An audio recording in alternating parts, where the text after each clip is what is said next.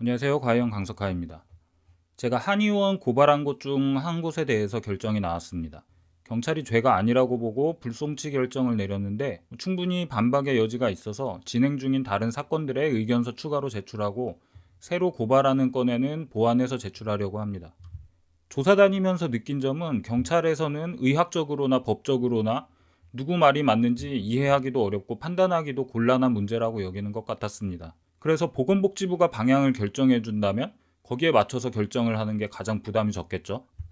제가 고발하기 전에 보건복지부에 민원을 넣었을 때는 한의학정책과가 사법기관이 판단할 일이라고 자기들은 판단 못한다고 답변했습니다. 그런데 이 불송치 통지서를 보면 보건복지부, 한의학정책과겠죠. 한의사한테는 해도 된다고 답변을 했습니다. 내용도 제가 반박했던 동대문 경찰서 문서와 다르고 새로 준 답변 같습니다.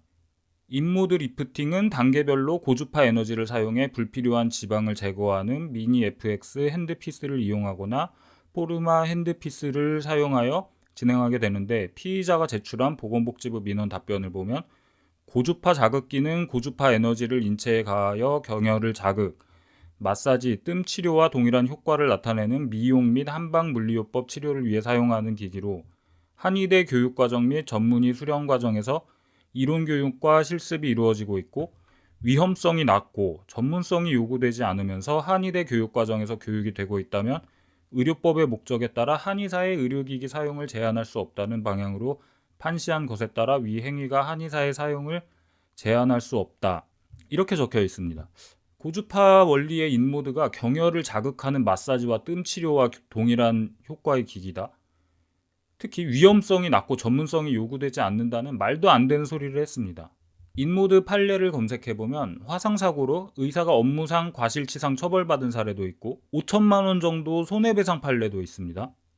간호조무사한테 시켰다가 의사와 간호사 모두 무면허 의료 행위로 처벌받은 판례도 있습니다.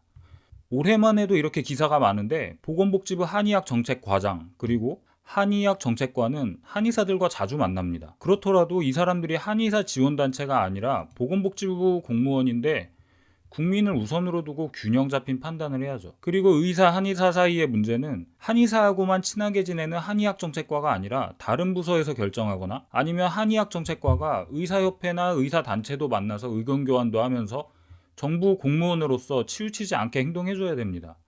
제가 한특위 활동했던 10년 이상 동안 한의학정책관이나 한의학정책과에서 의협과 직접 이야기한 적이 한 번도 없었습니다.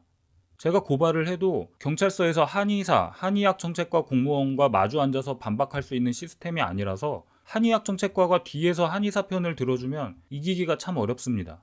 한의학정책과를 바로잡지 못하면 피부 시술도 그렇고 여러 문제가 계속될 것 같습니다. 최대한 알려져서 공론화가 되거나 알리기 위한 목적으로라도 의협에서 가서 엎어버리거나 해주지 않고서는 방법이 있을지 모르겠습니다. 메디스태프에서 제 이야기 많이 전달해 주시고 후원도 해주신다고 들었는데 감사드립니다. 메디스태프 비롯해서 다양한 커뮤니티에서도 한의학정책과 문제에 머리를 맞대주시면 좋을 것 같습니다. 다음번에는 좋은 소식 전해드릴 수 있도록 더욱 노력하겠습니다. 시청해주셔서 감사합니다.